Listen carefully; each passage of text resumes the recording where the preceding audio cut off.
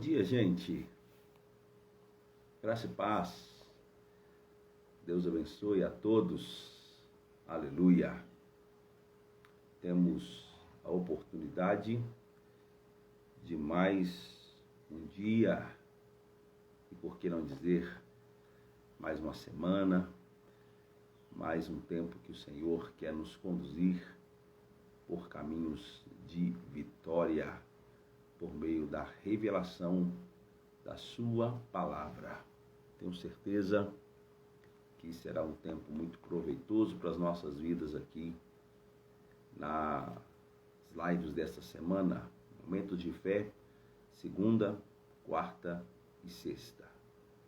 Segunda, quarta e sexta, 6:30 da manhã, nós estaremos aqui mais uma vez comprometidos com a palavra e com você, levando até você a palavra de Deus, o estudo da palavra, ainda estudando as parábolas de Jesus, e vamos iniciar hoje a parábola do bom servo e do mau servo. Tenho certeza que vai ser um negócio poderoso. Vamos aprender muito aqui com essa parábola. Lembrando que nós já estudamos a parábola das 10 virgens, que tem referência com a importância de termos azeite, azeite de sobra e de reserva, que fala da vida de intimidade com Deus, de vida no Espírito, de preparo para aquele grande dia. Então, a parábola das 10 virgens faz referência a esse relacionamento íntimo com o Senhor. Estudamos a parábola dos talentos, que faz referência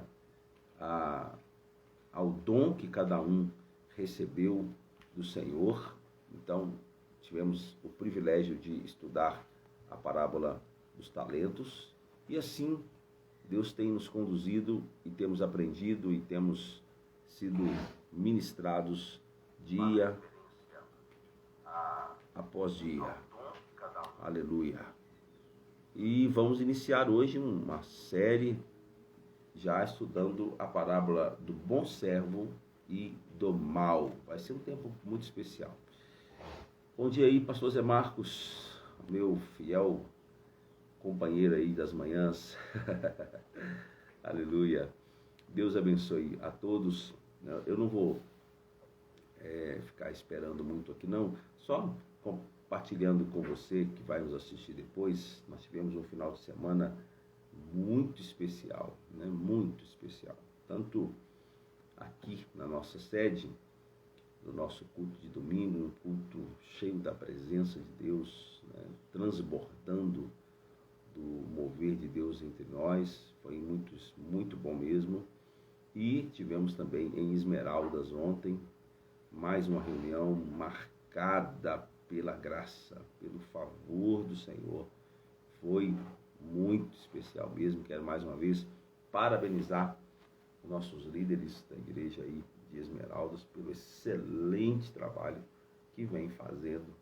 Eu tenho certeza que Deus vai recompensá-los com multiplicação dos filhos, semelhante a Jesus, com multiplicação também da obra, enfim, não só no número de pessoas, mas em todas as áreas. Queremos que Deus vai fazer maravilhas aí em Esmeraldas. Um abraço então, e meus parabéns a toda a família apostólica Templo da Graça em Esmeraldas. Amém? Não tenho dúvida também que nós tivemos reuniões poderosas em Itaguara, em Ibirité, em Esmeraldas. Sei que estamos vivendo um tempo novo na presença do Senhor, e tenho certeza que Deus vai continuar fazendo maravilhas entre nós, porque quando voltamos para a palavra, quando voltamos para a graça, para viver a graça de Deus,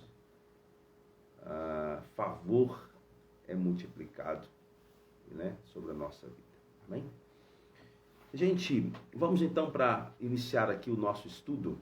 Agora o estudo da parábola do bom servo e do mau servo. servo. A parábola do bom e do mau servo está em Mateus 24. Mateus 24, do verso 45 ao verso 51. Então, vamos ler aqui para você entender o que vamos tratar. Mateus 24, 45, diz assim: quem é, pois, o servo fiel e sensato, a quem seu senhor encarrega dos de sua casa para lhes dar alimento no tempo devido? Feliz o servo a quem seu senhor encontrar fazendo assim quando voltar. Olha isso. Garanto-lhes que ele os encarregará de todos os seus bens. Mas suponham que esse servo seja mau e diga a si mesmo: meu senhor está demorando. E então comece a bater em seus conservos e a comer e a beber com os beberrões. O senhor daquele servo virá num dia em que ele não o espera e numa hora em que ele não sabe.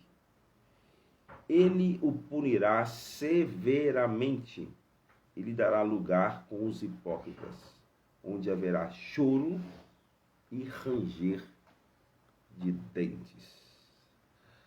Mais uma vez, eu queria apenas fazê-lo lembrar que toda vez que nós lemos aqui nos evangelhos, toda vez não, né? Na grande maioria das vezes que lemos nos evangelhos a parábola servo bom, servo mau, servo negligente, enfim, está falando de alguém que já é crente, já é salvo, já é comprado com o sangue de Jesus. É importante a gente lembrar disso, porque essas parábolas têm como objetivo tratar a igreja de Jesus. E não é tratar o ímpio, é tratar a igreja. É ensinar a igreja a visão e a postura que Deus deseja de cada um de nós. Então, mais uma vez, essa parábola está falando com os crentes. Essa palavra está falando com os servos. Essa palavra está falando com aqueles que já conhecem o Senhor e que estão vivendo de alguma forma na presença, às vezes de forma prudente ou de forma negligente. Mas está falando comigo, está falando com você. Então a parábola do servo bom e mau, a ênfase dessa parábola é o serviço. Que serviço? O servir a Deus servindo os nossos irmãos. Amém? Então a parábola do servo bom e do servo mau, ela tem como ênfase o serviço. Que serviço? Servir a Deus, servir ao Senhor, né? O Senhor encarrega, tá vendo? Quem é, pois, o servo fiel e sensato a quem seu Senhor. Então, é servir ao Senhor cuidando da casa, né? Servindo a os nossos irmãos. Então, o foco central desta parábola é o cuidado dos irmãos. O foco central dessa parábola é o cuidado da igreja, é o cuidado daqueles que o Senhor tem confiado a nós como família, como igreja, como família apostólica, né? Então, à medida que nós crescemos, à medida que Deus vai ministrando as nossas vidas, Ele também deseja que nós possamos nos posicionar no servir aos nossos irmãos. No servir o irmão João, a irmã Maria, enfim, servir aos irmãos, estar disposto a dar o melhor de si para poder ministrar ao outro, para poder ministrar a família apostólica, enfim, servir uns aos outros. E é importante que quanto mais servimos, mais precisamos crescer e precisamos buscar maturidade. Então, o servo é aquele que também está disposto a servir o irmão, servir a igreja. Então, didaticamente, podemos dividir essa parábola em duas partes. A primeira parte, do verso 45 ao verso 47, vai falar do trabalho e a recompensa dos servos fiéis. E do verso 48 ao 51, vai falar do tratamento do servo infiel. Meu Deus, nós vamos estudar isso aqui. Não esteja tranquilo que Deus vai ministrar o seu coração. Então, esse texto, essa parábola, nos mostra que há dois tipos de servos dentro da igreja, né? O servo fiel e prudente. Faz aí, Jamile. Deus abençoe, filha. O servo fiel e prudente e também o servo infiel. O servo fiel e prudente, aquele servo que recebe a missão do Senhor e está ali praticando, fazendo com prudência, com inteligência, com revelação, com maturidade, com perseverança. E o servo infiel, que é aquele que não está nem aí. Apesar de estar ali na igreja, na casa, né? Nós vamos falar disso, apesar de estar na casa, ele não se preocupa com nada. Ele não quer saber do irmão A, do irmão B, do irmão C, não quer saber se ele está edificando alguém. Ou, muitas vezes ele é que quer ser edificado, né? Esse é o servo infiel da parábola, né? Então, a primeira observação que vamos fazer aqui hoje é que essa parábola, ela acontece dentro de um lugar muito interessante, que é a casa. A casa, né? Se você ler aqui, você vai ver, olha, verso 45, 24, 45. Quem é, pois, o servo fiel e sensato, a quem seu senhor encarrega dos de sua casa para lhes dar alimento no tempo devido? Então, vamos entender o que é essa casa aqui, do que Jesus está querendo nos ensinar, né? A casa em que o Senhor confiou o cuidado dos seus conservos, né? A casa, na parábola, ela se refere à comunidade, à igreja. Ela se refere ao corpo de Cristo, ou seja, a igreja. Então, casa aqui é a igreja. O que a parábola está ensinando? Que o Senhor tem confiado aos seus servos na casa, na igreja, né? Na casa, na comunidade dos santos, tem confiado aos seus servos os seus conservos. Isto é, aqueles que ainda não têm uma posição direta de liderança, ou são bebês espirituais, ou são crianças espirituais que necessitam de cuidados. Você vai ver que o Senhor coloca à disposição desses a importância de dar a esses conservos alimento no tempo devido. Você prestou atenção nisso aí? Alimento no tempo devido. Isto é, está falando de pessoas que ainda precisam ser alimentadas, precisam ser edificadas, né?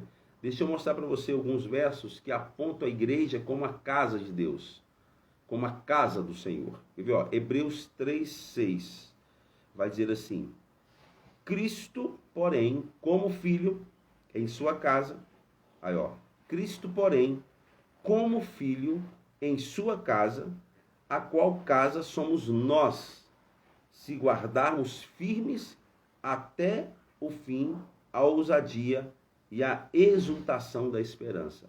Observa aqui, filho em sua casa, a qual casa somos nós. Então, casa é igreja, somos nós. Você é casa, né? A gente até brinca disso aí, né? Sou casa, Davi gosta muito disso. Sou casa, né? Então, somos casa. 1 Timóteo 3,15 vai dizer assim: para que, se eu tardar, fique ciente de como se deve proceder na casa de Deus. Olha aí, na casa de Deus, que é a igreja do Deus vivo, coluna e baluarte da verdade. Então, casa de Deus, ela é a igreja do Deus vivo. Então, a primeira observação que a gente precisa ter com relação à parábola é isso, né? Que o Senhor, ele concedeu a nós, ele deu a mim, ele deu a você, ele nos encarregou dos cuidados da casa. Que casa? Daqueles que ainda precisam de alimento, daqueles que ainda precisam, que são crianças espirituais, daqueles que ainda precisam de cuidados especiais. Então, Deus me capacitou para cuidar, Deus capacitou você para cuidar, mas não só capacitou. Lembra dos talentos? A cada um ele deu dom segundo a sua capacidade. Não só capacitou, como nos encarregou de cuidar uns dos outros. Então, o contexto em que o Senhor está avaliando o trabalho dos céus é dentro da casa, isso é dentro da igreja. Até aqui tudo bem?